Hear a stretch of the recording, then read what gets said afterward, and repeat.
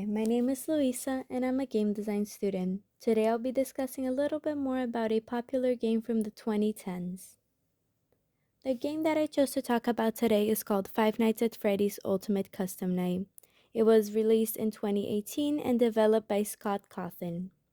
This game is a standalone entry in the FNAF series, and it functions as basically a massive mashup of all the franchise's most iconic characters. In this game, players can customize their experience by selecting from over 50 animatronics, each with its own unique mechanics. The goal of the game is to survive from midnight till 6 a.m. while managing cameras, power, doors, and sound cues, all in order to avoid getting caught by the animatronics. There are a couple different reasons why I selected this game. One of them is how it's a fascinating example of how player choice can impact gameplay difficulty as well as engagement.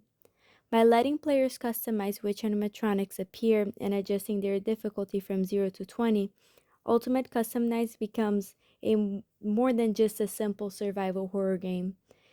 It turns into a personalized challenge that has reflexes, memory, and strategy.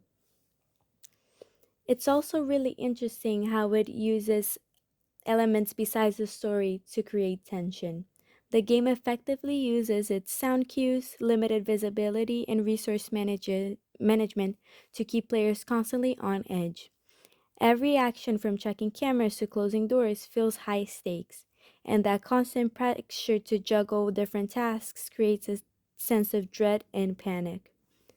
This makes it an excellent example of how horror games can rely on atmosphere and mechanics rather than just a scary story to scare players. And here are a couple questions to keep in mind. Do you think Ultimate Custom Night effectively captures the essence of the FNAF series? Why or why not? Also, what do you think makes a good horror game? And does Ultimate Custom Night achieve that? Thank you so much for listening.